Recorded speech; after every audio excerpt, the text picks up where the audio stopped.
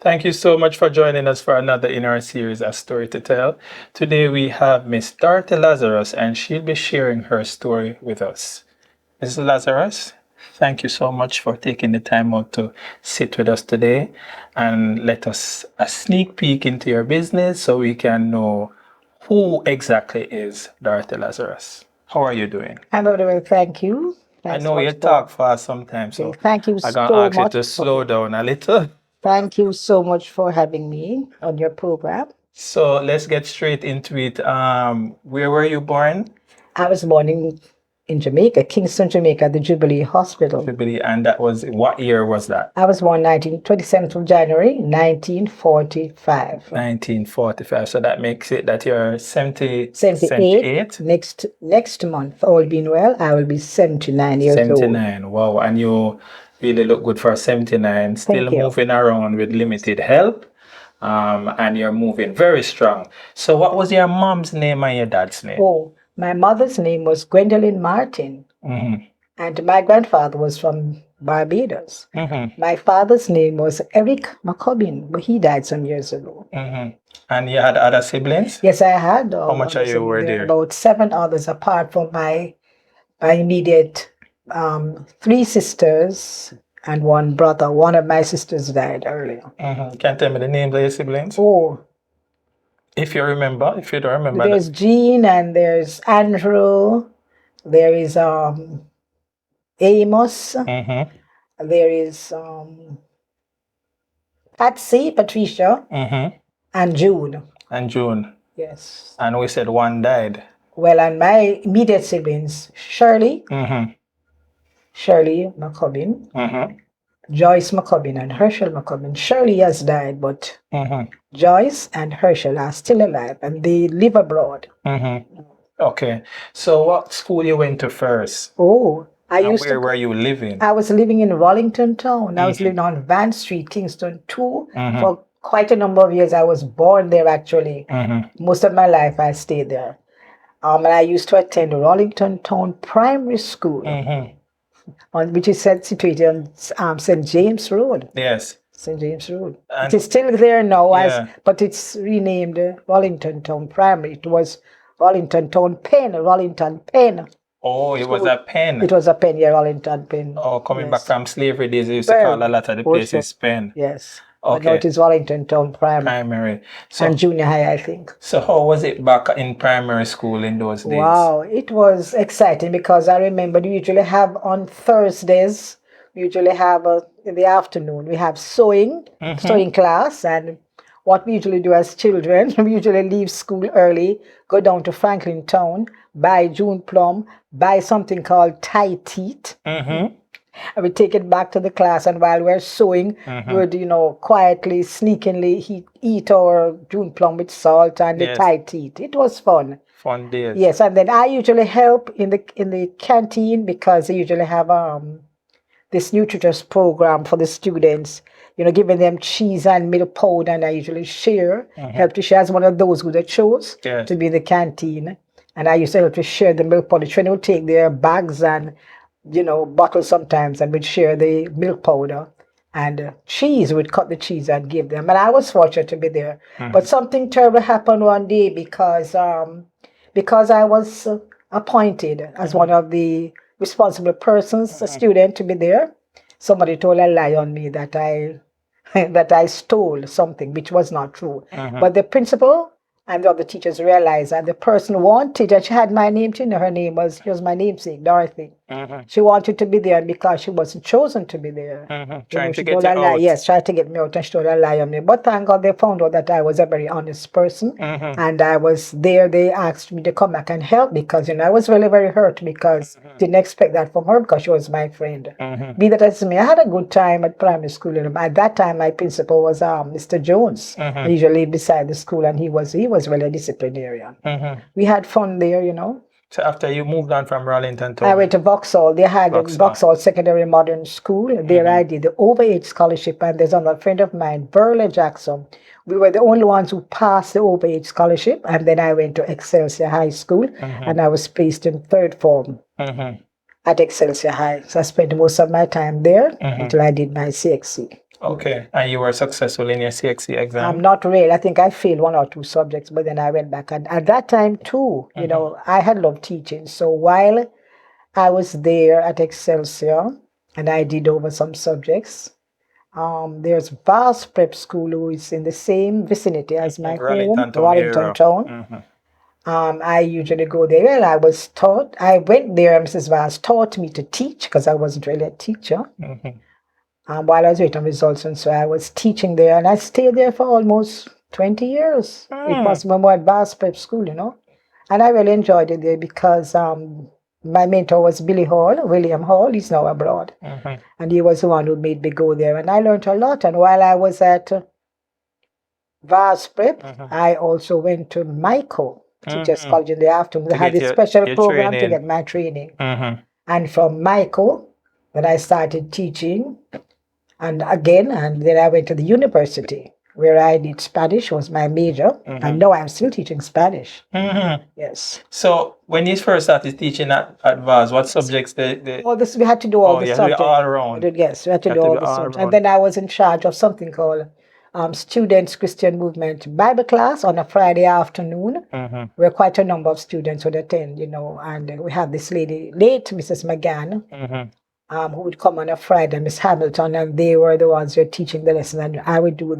I love singing, so, they always asked me to, and we had a good time, Professor Miller's sons were there, Steve Miller and others, and Akins, and we had a good time at Vaz Prep, in the Bible class that we had every Friday afternoon. And students look forward to it, So being in charge of that Bible class, that means you were a Christian from back then? Well, way back when, because I was brought up in a Christian home. And I used to attend Galilee Gospel Hall.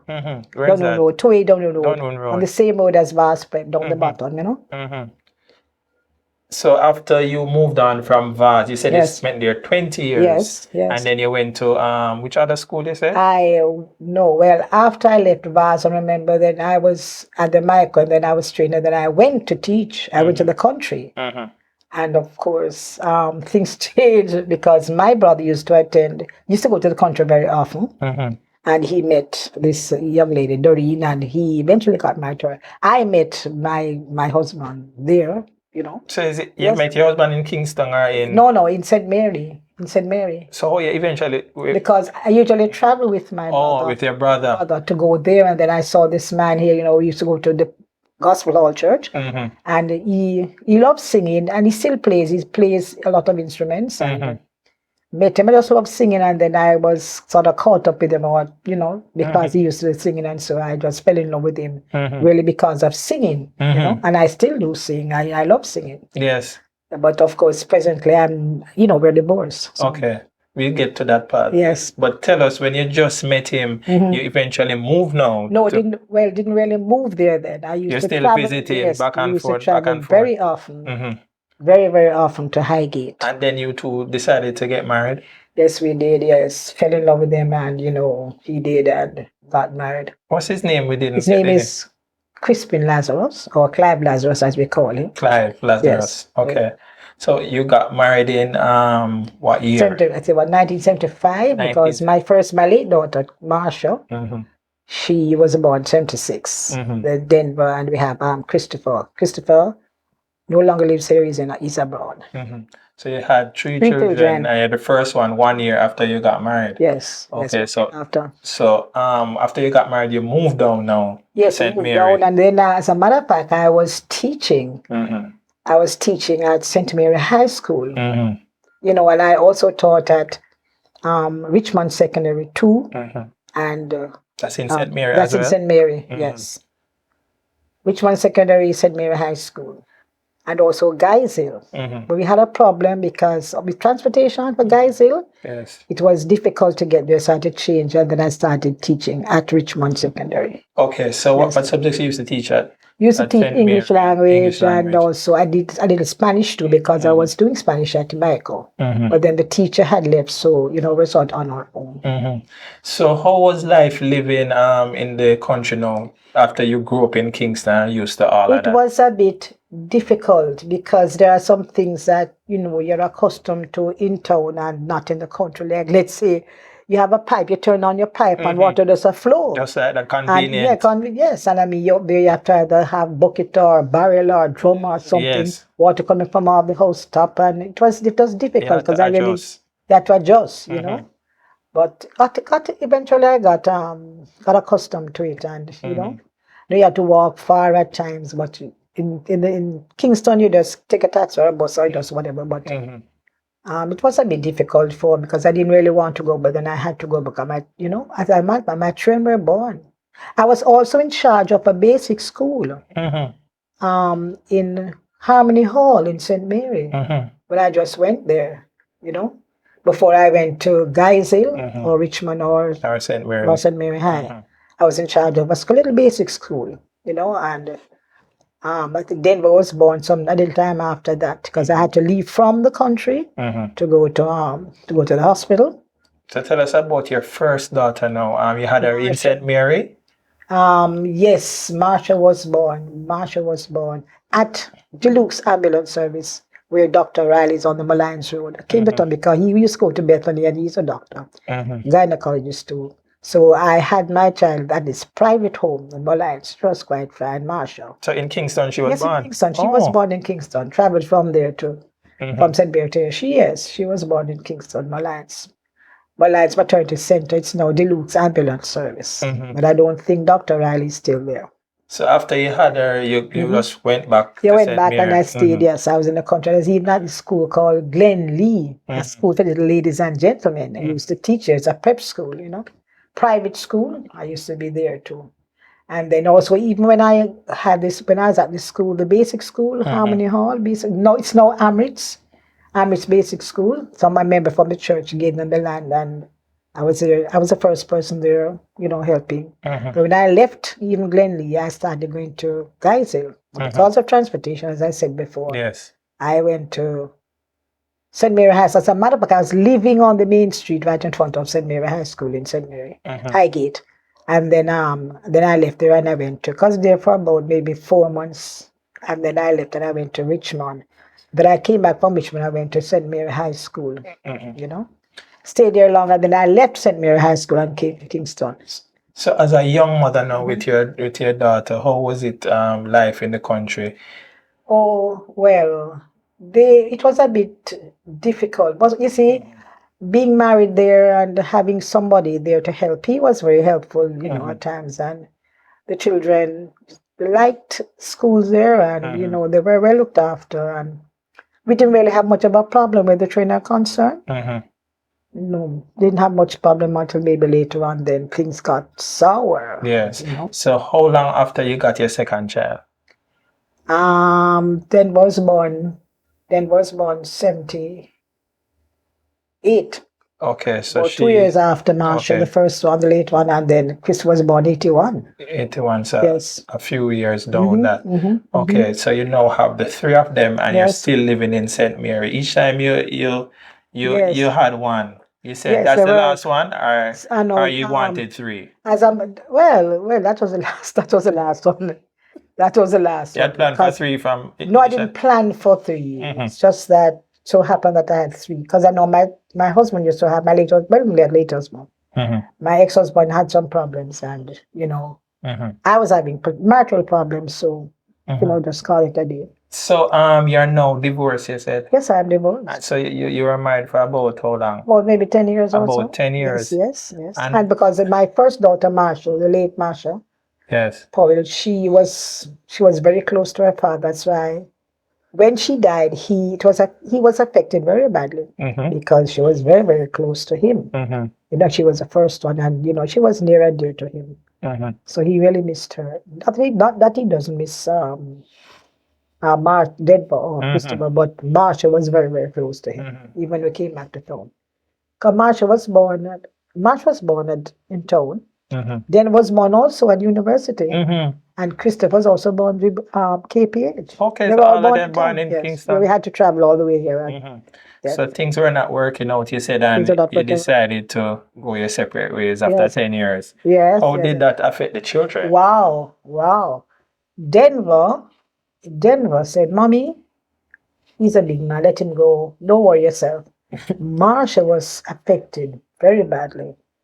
Christopher, he was in and out really, not really, but Probably you was too young to yes, understand. yes, but he did that time. But Marsha was the one who The eldest the one. eldest one was affected very, very badly. It affected her schoolwork. She used to have headache, pain. She wasn't doing well in school at all because of the separation. You know, and personally, I was taken aback because I didn't really expect all of this. You know, we thought things would have worked out, but things never really worked out. There's situations where, you know, you get angry and but then God had his way and he's gone his way and I'm on my So you come back to Kingston now, where you live? okay. When I came back to Kingston, I was living at my old home in Wellington Town on Van Street. And I was living beside too, as a neighbor's house there. Nobody was there. They had left and I rented that place. Then I had a problem with the owner, and then I got a house in Elsham. That's where I now reside. This house, The yes. same house. And I'm here, and thank God. As a matter of fact, God gave me this house. Tell us the process Because- in a short, how you got this house, because that in Well, I and had of applied. itself, Let me yes. tell you, you apply, and To the NHD? yes, then it's and then, you know they had these houses, and then you have to have points. Or I know I wasn't qualified also, and I got well fed up. Bertram, Father Bertram from Wildman Street Pentecostal Church encouraged me when he was working in Crossroads. He said, "Why That's don't Leon you try Bertram? again?" Leon Bertram. He said, "Why don't you try again?" So I applied, not knowing what's going to happen, and he helped me with the application.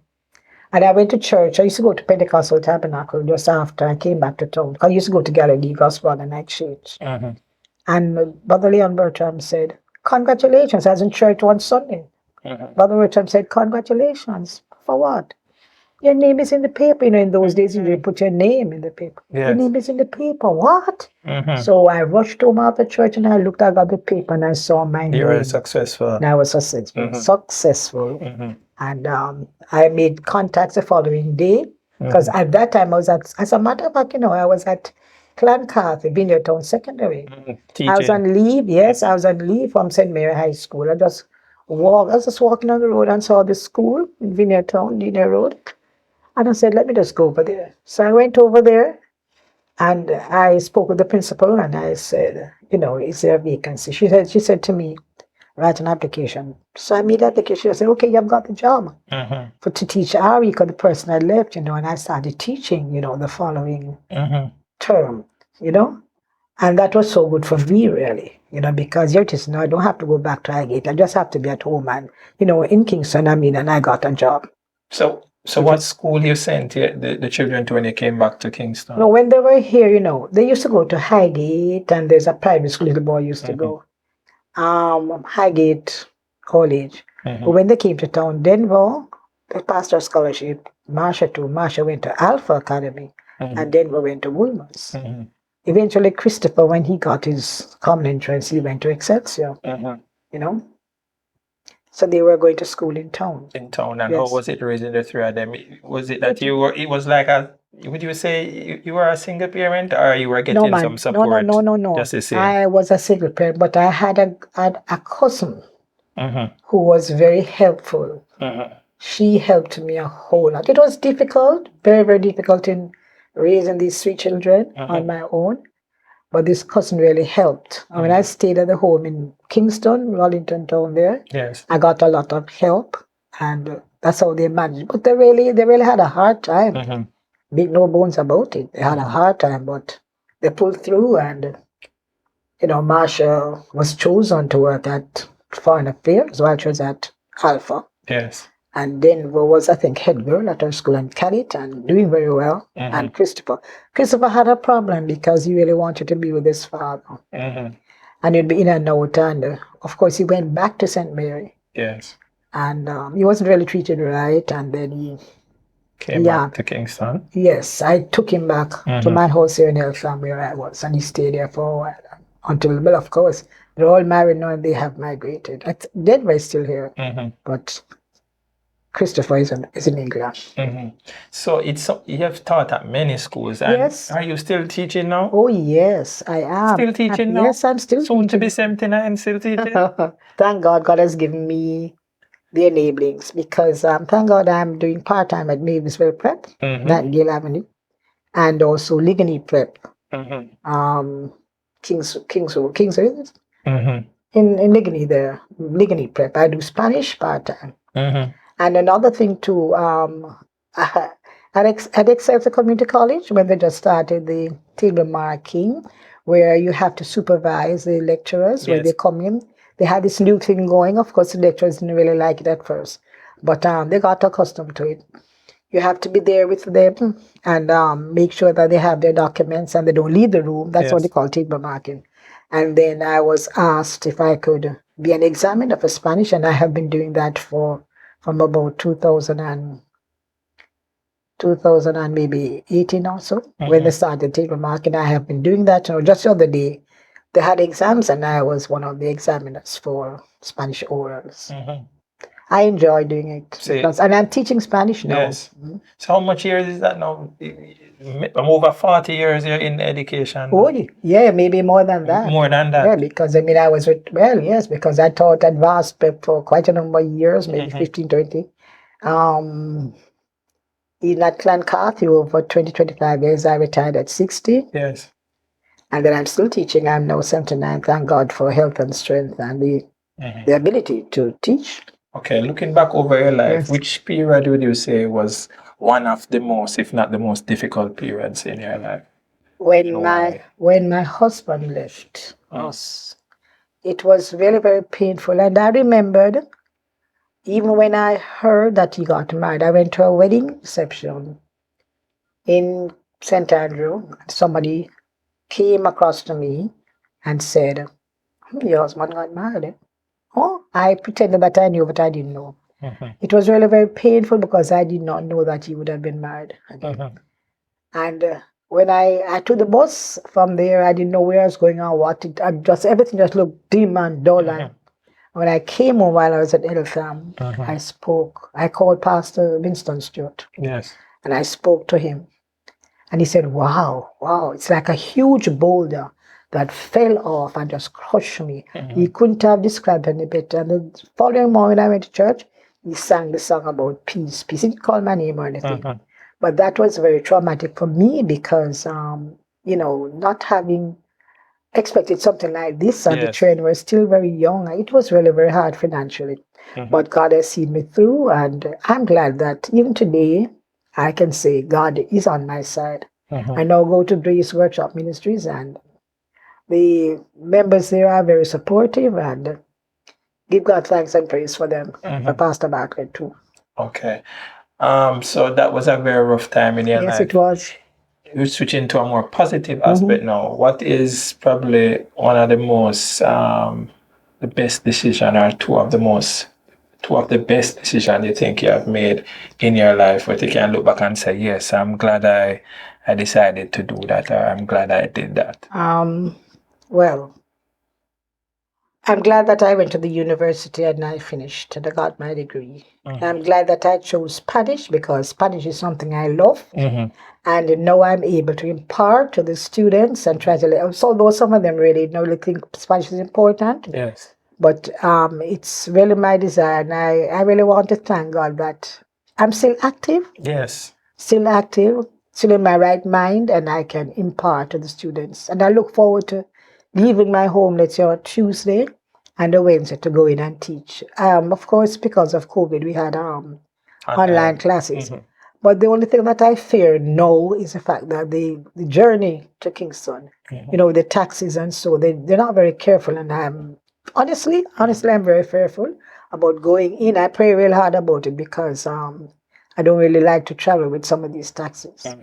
But apart from that, the decisions I have made, continuing teaching as God has given me the grace and the strength, I look forward to going in, doing my work, being an examiner for Spanish, and being able to impart to others, and more so that close relationship with God. Yes. I'm not going out every day, but when I'm not going out, I spend a lot of time talking with God.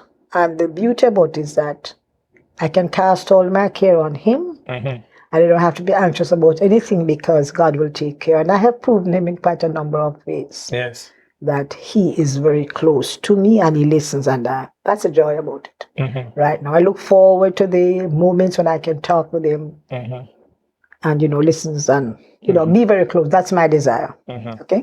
So you're 78 now, Yes. going 79. Yes. How does it feel to be living by yourself at this age? Do you sometimes get a little lonely? Yes, Or? as a human being, yes, Yes. yes, you get a bit lonely. You get a bit, yes, lonely. Yes, I had a friend who would come in every now and then help me with my online classes and so. And yes, get a bit lonely, but then I said, Lord, you're the only one. You're my friend. So, he helps me not to feel so lonely. Yeah.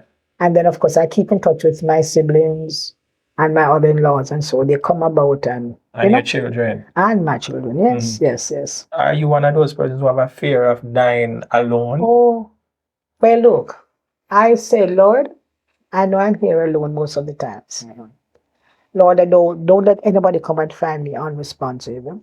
Don't let anything happen to me. That as if I want to, if I'm gonna die, I want to die in a way that God would have me to. Not being unresponsive or so. Yes. And first time I never used to look forward to his second coming, but it's like the songs I played, and it's like I'm more looking forward now to his second coming. But I've asked the Lord for guidance and protection every day because you don't know when. And having heard of so many persons, your friends going, you said, Lord, I wonder when, and who next? And sometimes I get a bit fearful. But then, to be honest with you, I just leave all things in his hands. When I get up, I say, thank you, Lord. Yes. For your guidance and protection. And thanks for those who come around. Thanks for those who call. And just like God have his way, because I don't know I know who holds tomorrow, but I don't know what tomorrow holds. Yeah. That's the beauty about the whole thing. So you're 78 going 79, as you say, in January. Yes. What ailments you have, if any? Oh, well, I know I'm diabetic. I'm hypertensive. I also have osteoarthritis in my knees. That's why I use a cane, because doctors want me to have a knee replacement, which I really don't want to have. And I'm praying about it. Every now and then my knee pains a lot. Right? So that's it. But at least I'm able to walk around. I can see and I can do whatever I want to do, which of course I can be giving God thanks and praise for. Being able to help myself and not depending on anybody. Because it could have been much worse. Could have been worse. Could have been bedridden and can't move around. Yeah, because quite a long time I've been having. I so have that one. I was going to classes one day, leaving UE, and the old time buses, and I actually jumped up in the bus, and that's the time my knee started. From that day, from I was going to UE. Yeah, and then I went to the X-ray and realized that it was osteoarthritis in my knees. But God is good, and He's faithful, so. Not really worried, just leave everything in his hands. So, Mrs. Lazarus, yes, sir. We're wrapping up now. Yes, sir. Do you have any closing remarks or encouragement that you'd want to give to persons, probably in a similar situation like you? Well, never work out in the marriage and you have your children to grow up very young. How you navigate those things and coming through life in general? Just give a final closing comment. Well, friends who are listening, I know, honestly, I think the best thing is to see God's face. Put Him first. Let God be first in your life. It's hard, it's difficult, but you see, because He knows all about us and knows even before these things happen, just rely on Him, rest in Him, have faith in Him, trust Him. Give your life to God. Surrender to Him, and He will help you. I've seen where God has helped me, financially and otherwise. And I'm telling you to do the same. Just trust Him. Hold to God's unchanging hand. He will come through for you. Because He has come through for me. It's hard, it's rough, it's difficult, but God knows. Jesus knows all about our struggles. He knows, so depend on Him. Because He's the only one. Okay. There you have it, Miss Dorothy Lazarus sharing her story with us. We are very grateful for the time she spent sharing with us. So until you join us next time, viewers, we are encouraging you to keep safe until we meet again.